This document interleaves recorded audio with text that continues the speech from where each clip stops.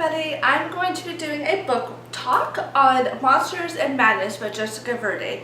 I got this as an ebook from Edelweiss, so thank you Edelweiss for sending me the e-copy, e-arc. This book I think has been released already, so I'm not sure, but I'll put the info down below where you can get it as an ebook or hardcover. I already purchased my hardcover book because this book is very special to me because I actually read this book while I wrote my second novel, so it is special. It is special to me. So let's get into the book. So this book is a recreation of Edgar Allan Poe's Annabel Lee. If you have read that, I remember reading it back in high school,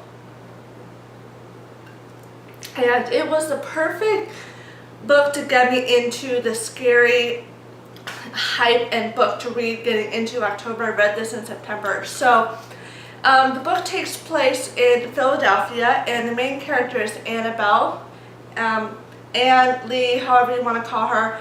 Her mother died. She moved from Siam to Philadelphia to live with her father in, I guess it's like a mansion. This book takes place in 1800, so it is a historical fiction, and she has no idea what is going to happen. She's never met her father before. She's in a brand new place, brand new people, so she's on the boat to come to Philadelphia from Siam, and she gets off the boat, meets her new handmaiden, and she is traumatized. She has no idea what's going to happen, and she meets Allan Poe.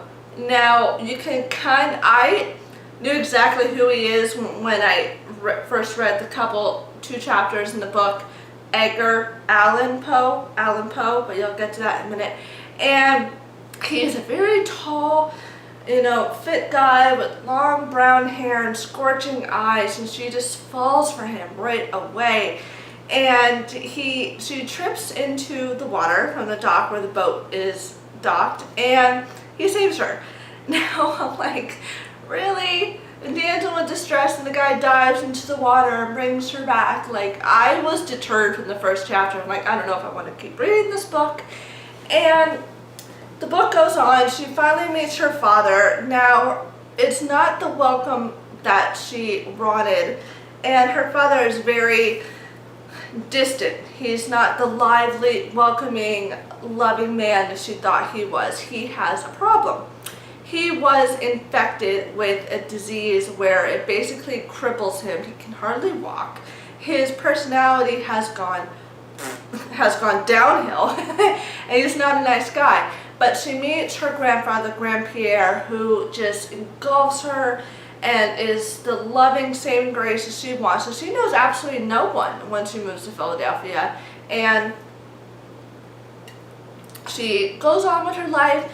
She befriends her handmaiden. That becomes her best friend that she just holds on to. Now, there are a range of murders that are happening just a little bit off from where her father's mansion, his plantation is, and no one can figure out why all these murders are taking place. Now, the murders are happening to people that are either connected to Annabelle or connected to her father, and she's putting the pieces together. Now, I can't go into this. This is one of the biggest parts in the book, but I can say that the murders are definitely connected to either one of those two, either her father or her. And it might have something to do with the boy that she knows. I don't know how to say this without giving it away, but her father used to be a doctor, and he lost his license. So he's, let's just say, a mad scientist is the best way to put it. He's a mad scientist, and he is taking animal parts. This part I didn't like very much. He's taken animals, deformed animals like horses with 2 heads and dogs with 4 legs, 5 legs, and it's like, there's it's very grotesque. If you do not like blood, if you do not like human injuries and flesh and all that, I wouldn't read this book because it is creepy. The mansion, the reason I love this book so much is Jessica Verday just detailed the mansion and all the creepy aspects of this book so well. It's like, I felt like I was transported to Philadelphia in the 1800s and wearing the gowns and the men in the suits and the top hats and the fog and the eeriness of walking in a courtyard at night. It was just gorgeous, and I was terrified when I read the book. I read it and at home in the dark in my bedroom, and I was petrified to get up in the middle of the night to go get a glass of water or whatever. And she finds out that her father has been doing very, let's just say, unmanly-like procedures to animals and people, and there is a romance happening. Remember when I mentioned Alan? There is a brother. He has a brother named Edgar. So remember when I said Edgar Allan Poe? Well, remember those two names.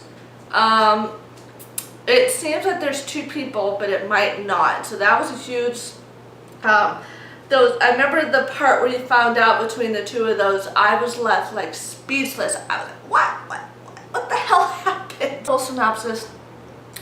I don't know what else to say, honestly, is because I'm not supposed to give anything away that would spoil it for you, but the book is creepy. Somebody does die that I just loved in this book, but I know from experiences when you read books, especially when I read them, is not get attached to characters because they can be dissolved and dead and killed off in an instant. She finds out what her father has really been doing and to find out that he's been set up by somebody else. And yeah, it's definitely a good book. If you want to be creeped out, get it. If you want to be scared, get it. If you want a good historical fiction, read it. It's really a good book. And thank you, Edelweiss, for sending it to me, and Jessica Verday for tweeting me along the way. And I'm actually going to be doing a giveaway for a hardcover copy of this book. So if you would like to win the book, all you have to do is comment below telling me why you would love to read this during the month of October, and why do you love creepy books. And during the end of the month, I will pick one winner, and let's just say that it might be signed, it might not. So comment below and tell me. And it ends on Halloween night at 12 o'clock. So you will get this book after Halloween, but tell me why you want to read this book during October, and you might win a hardcover copy. I already ordered my hardcover. It's going to go right there. So yeah, I'll see you later. Bye.